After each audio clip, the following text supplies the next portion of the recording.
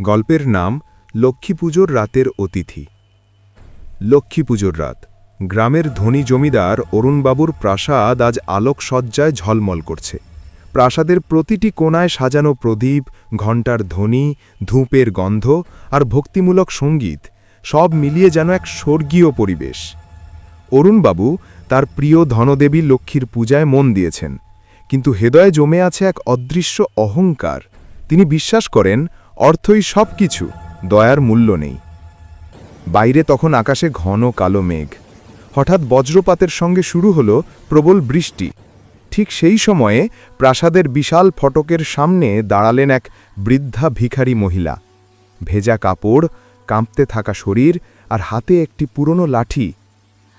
তিনি কাঁপা গলায় বললেন, বাবা, একটু ভাত দেবে? সারাদিন কিছু খাইনি। দরজার পাহারাদার সেই বৃদ্ধাকে ধমকে উঠেও, এখন পূজা চলছে, চলো চলো এখান থেকে যাও। বৃদ্ধা চুপচাপ দাঁড়িয়ে রইলেন। কিছুক্ষণ পর নিজেই এগিয়ে গেলেন দরজার কাছাকাছি আর বললেন, লক্ষ্মী পুজোর রাতে কেউ ক্ষুধার্ত থাকে না, তাই ভাবলাম তোমাদের দ্বারেই আশ্রয় পাব। অরুণবাবু তখন পূজার ঘরে। বৃদ্ধার কণ্ঠ তার কানে পৌঁছাল। তিনি রেগে গিয়ে চিৎকার করলেন, এই বুড়ি কে? এখন নয়, পরে এসো, আমি পূজা করছি দেবীর জন্য, সময় নেই। বৃদ্ধা ধীরে ধীরে হাসলেন, চোখে জলজল করছে এক অদ্ভুত দীপ্তি। দেবী তো সেই ঘরেই আসেন যেখানে মানুষ দয়া করে, তিনি শান্তভাবে বললেন।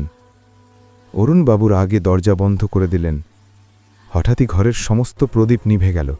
বাতাসে এক ঠান্ডা শীতলতা ছড়িয়ে পড়ল। পূজার ঘণ্টা থেমে গেল। ধূপের ধোঁয়া উল্টো দিকে ঘুরতে লাগল। অরুণবাবু বিস্ময়ে তাকিয়ে দেখলেন, পূজার আসনের পাশে সেই বৃদ্ধা দাঁড়িয়ে আছেন। তিনি কাঁপা গলায় বললেন, তুমি তুমি এখানে কিভাবে? বৃদ্ধা বললেন, তুমি যে দেবীর আরাধনা করছো তার মূর্তি বাইরে রেখেছ। অরুণবাবু অবাক হয়ে গেলেন।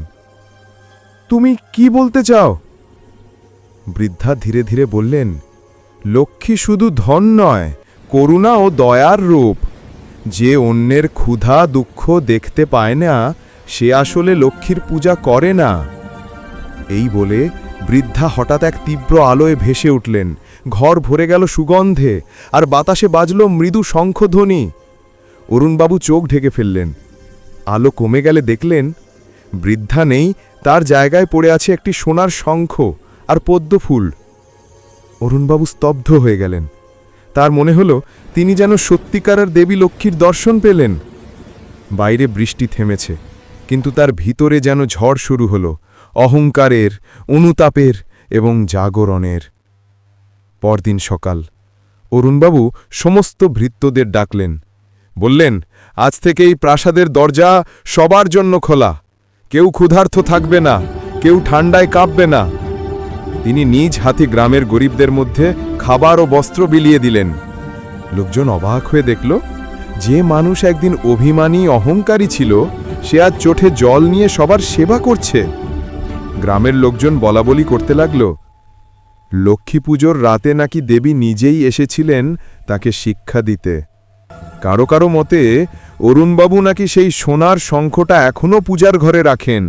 প্রতিদিন দান করার আগে সেটায় জল ঢেলে প্রণাম করেন। বছর ঘুরে আবার এলো লক্ষ্মী পুজো। এবার প্রাসাদে আলো কম, কিন্তু হৃদয়ের আলো অনেক বেশি। অরুণবাবু পূজা শুরু করার আগে দরজার সামনে একটি পিঁড়িতে ভাত, ফল আর এক গ্লাস জল রাখলেন। চুপচাপ বললেন, যদি সেই বৃদ্ধা আবার আসেন, যেন এবার তাকে ফিরিয়ে না দিই। রাত গভীর হল। দূরে বজ্রপাতের আলোয় দেখা গেল একটা ছায়া এসে সেই ভাতের থালার পাশে দাঁড়াল, হাসল মৃদু করে, আর মিলিয়ে গেল হাওয়ায়। অরুণবাবু চোখ মুছলেন। তার ঠোঁটে হাসি, মনে শান্তি। তিনি জানেন, দেবী আজও তার আশীর্বাদ দিতে এসেছেন, সেই মানবতার রূপে।